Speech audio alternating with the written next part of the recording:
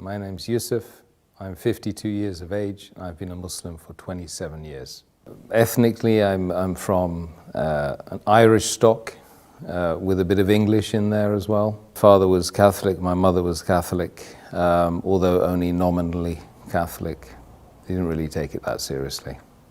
We didn't have any religious upbringing at all, no education in terms of religion, and we lived our lives as we saw fit, as our desires took us, we went. My mother and father used to give me some indications of what is right and what is wrong, but very, very little in the way of religious instruction, so we were free. Basically, I left school at the age of 15. I ran away from home at the age of 15. My father had already left home when I was 4, and the last thing I said to my father was, "Dad, you better leave because my mum doesn't like you anymore." You know, so that was the last time I saw him as a child until I was 24. I went to seek him out after that. That was part of the journey for me to find myself, because once I'd left home, I started traveling a lot. I started broadening my horizons, meeting people. I'd always ask lots of very difficult questions, and usually people would, come back to me saying, "Why do you ask so many questions? You're so annoying. Get out of here," you know. But I kept asking questions because my idea was that I'm on this amazing journey with thousands of people around me, millions of people around me, and I should be asking them, like they should be asking me, what's it all about? Where's this journey taking us? You know, has someone got a roadmap? You know, where's the sat nav? You know, so yeah, I mean, I spent years and years and years asking and traveling and asking again. And I naturally, when I read books on philosophy or religions or the purpose of life, so I started to seek out those people that were writing those books. So I met the Christians, I met the Jews, I met the Buddhists, I met the Hindus, I met everyone apart from Muslims, by the way, because I didn't even know what Muslim was or Islam was at all at that time. I asked the Christian at least once or twice, and they said they didn't know who God was. I met some Hindu worshippers, and they weren't able to answer the simple questions about what the purpose of life was in a very, very simple, easy, understandable, digestible way. So I left them. I met the Buddhists, and I started doing Buddhist meditation for at least 3 months. I was doing, and it made me feel good, you know. So I didn't leave off the Buddhist meditation, but I asked the question. I popped the question one day, and I said to one of the guys who happened to be he happened to be white, Buddhist as well. I asked him, "What's the purpose of life?" So he was stirring his herbal tea at the time, and he got round 15 rounds of stirring, and they tried to answer the question. He said, "To contemplate the supreme nothingness." So I said, "I'm confused." Confused.com. And he's tried to justify why he had evidently mentioned a contradiction in terms. By any stretch of the imagination, it's difficult to imagine something that's supreme and yet absolutely nothing. So he tried to give me the Golden Sutras, and I started reading that, and I couldn't understand it. I didn't think I was a shallow individual who couldn't understand things, because I'd been reading a lot. I've been reading Tolstoy and Dostoevsky, Russian authors, and very complex materials in order to try and find the purpose of life, not to try and be big and intelligent, you know. And so this book I couldn't understand. So I said, it can't be the truth, because the truth has to be easily understood by most of the people, if not all the people. So I left that. But I continued doing my Buddhist meditation.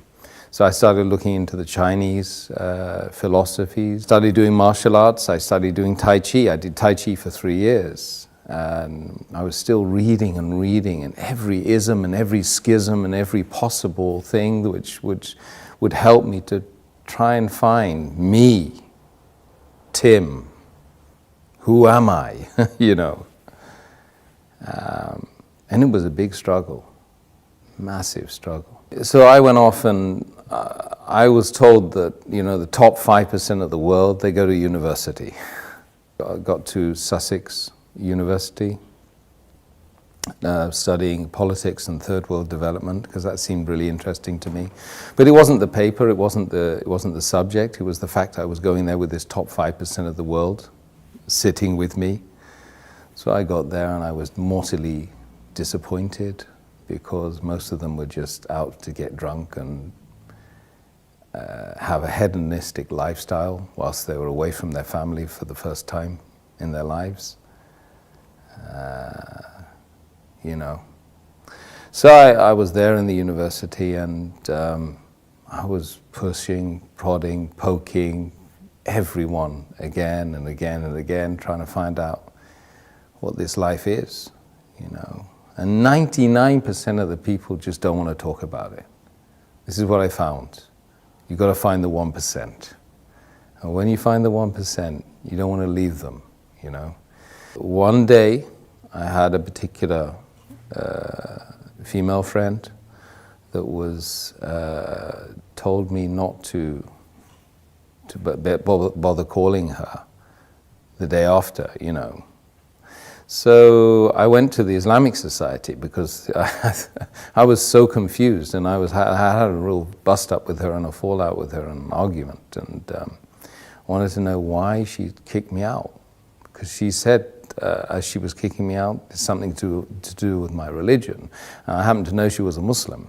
So after all of these millions of questions and unanswered questions at that, you know, what led me to this faith was an argument about her religion, which she claimed to be following.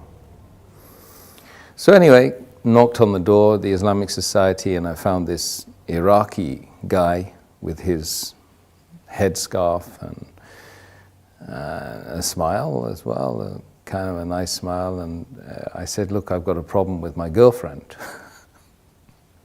So he said, you got a problem with your girlfriend? He said, why? I said, well, she's Muslim, and she just told me that she didn't want to, you know, me to come today. So I want to know why. So he's kind of said, well, look, best thing I can do is give you these. Give me a pile of books. And he said, read all these. So I did for 2 weeks. I just read and read and read and read. I read about how to purify yourself as a Muslim, how to have a bath as a Muslim, how to pray as a Muslim, what's the history of Islam. I started reading some of the chapters, small chapters of the book, which they claimed was, sent from God. And slowly but surely, the answers started popping up. Just miraculously from this incident. Then I discovered, of course, that the month was Ramadan.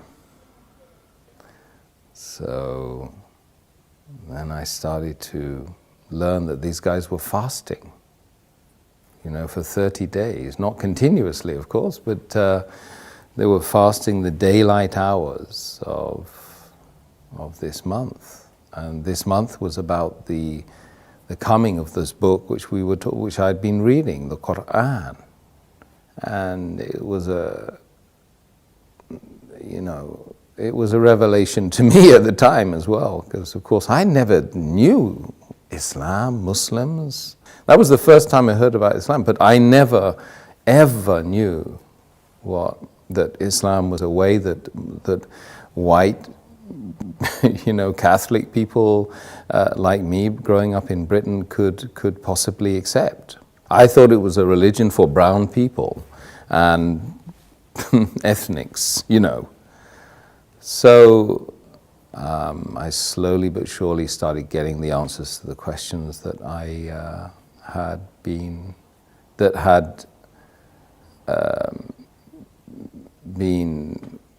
dominant in my life, for that 10 years. And I couldn't sleep. Days and nights would go by where I couldn't sleep.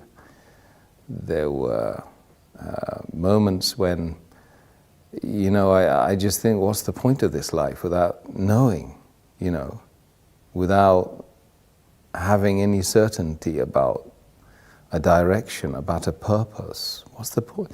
I mean, would anyone go on a journey without knowing the destination, the purpose? Absolutely not. This is plaguing me every day. I would be looking at the stars, and I would be literally crying every night, crying myself to sleep, because you're tiny, and this is huge, and this has a game plan. This is more than just a mere coincidence, a mere happening, that's something that's just happened out of nothing. This is by design. And you have to find the purpose. So you come across this book which answers all of the questions. You don't like what you read. Some of it you don't like. But it's kind of good for you, right? You realize it's good for you. And it was probably the third week of Ramadan then. I was reading that, and I was watching these guys. They were fasting and they were praying in that place 5 times a day in that center. And I would join them and I would be doing the prayers with them, but I couldn't really know what was going on, but it felt right. And one day I woke up and I said, look, I'm going to fast today, because the fasting is the thing that really seemed to be very attractive, and it was a challenge for me, and I thought it might help me on the journey. So I prayed, I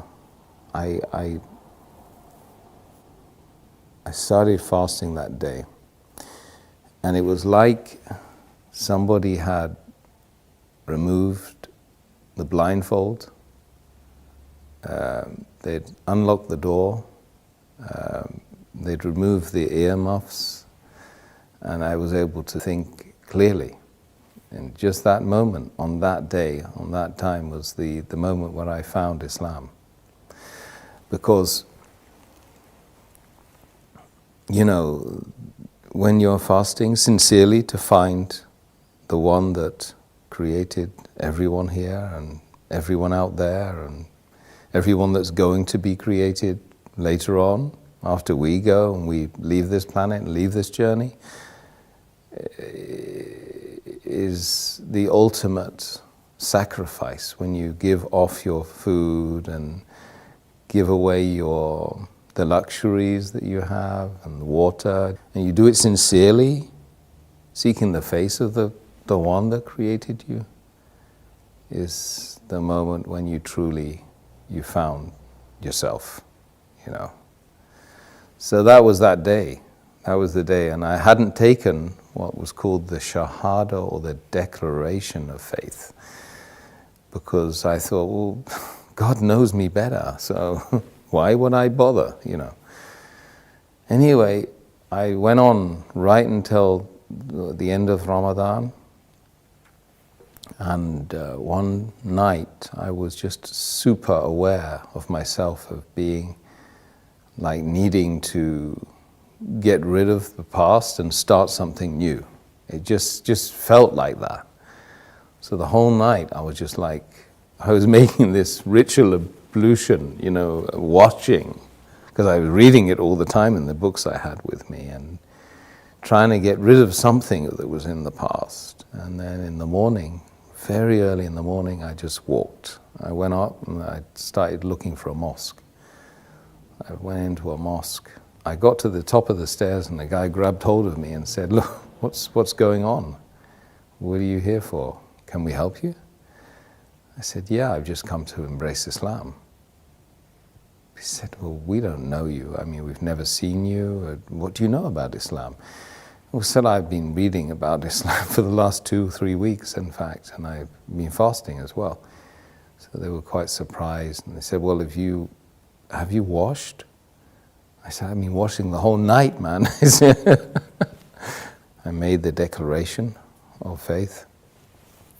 And then I kind of got hugged by 300 men, and I'd never been hugged by a guy before.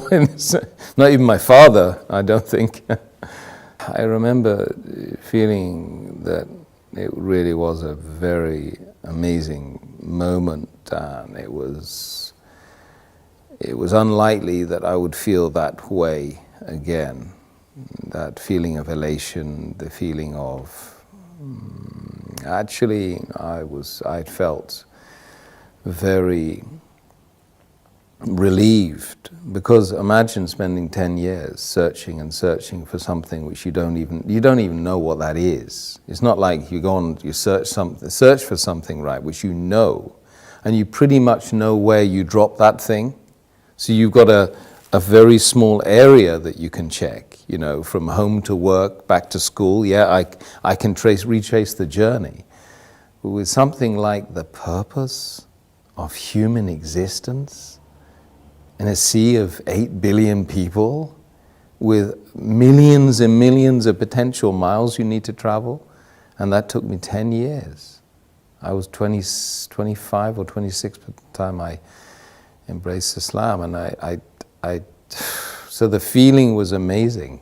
It was something which is groundbreaking. And then, of course, ever since, we've got all the challenges of being a person who does claim to believe in God.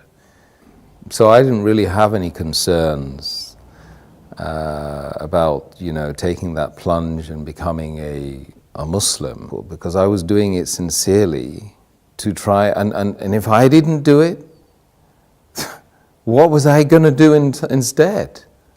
I was destined to fail, to literally become an alcoholic, or to be a person that would just live their life as a hermit.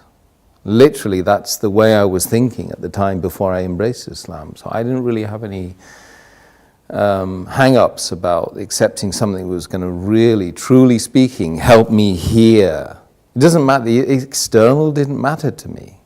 At that point, I would do anything to find the truth. And there's a lot of people out there like that in this world. I've met lots of them. And they genuinely good people. They have that feeling in their heart, they really want to spit it out. But really, there's nothing to be fearful of. Rather, that you should be fearful of the fact that you're not being sincere to yourself, true to yourself. That creates mental conditions. There's a lot of people that have psychosis and mental issues because they're not true to themselves. What their heart and their soul is telling them, they're not doing that. And this is, we call it hypocrisy. We mustn't be hypocrites. A community of Muslims practicing the faith of Islam is a family that most people don't have. And I gained that family. It's 1.6 or 1.7 billion people worldwide. I go and visit them. I can just say, peace be unto you, in a gathering of people in a room, and I've got potentially 1,000 invites right in front of my face, if I go and pray in a mosque in wherever it is, Abu Dhabi or Kuwait or America or France. So that's the community that I never had. And I yearned that community. I remember when I married my wife, I said, I need to marry into a family. I need a family. Because we increasingly in the world, not just in the Western Hemisphere, we're lonely. 40% or more of the population of London lives on their own. That's shocking. People don't even know their neighbors. This is just London. London, #1 capital of the world, right? That everybody loves to be part of. But people are not part of each other, they're distant from each other. So I believe that the greatest thing that the faith of Islam gave me, apart from the massive direction and being able to have secure in the fact that there is a purpose. I don't need to go out to the pub and get drunk anymore. If I want to get drunk, I just pray. If I want to find direction, I've got the sat-nav. I've got the map. If I want to know anything about the faith, I rest assured I can go to someone who knows about the faith, and they will give me direction as well. And I have that massive, beautiful, unending family. And if you find the right members of that family, then you feel great. Let's just be brutally frank. We need to know who we are, where we're going, who created us. We ask ourselves these questions on a daily basis. Even if we don't vocalize it, we certainly think it.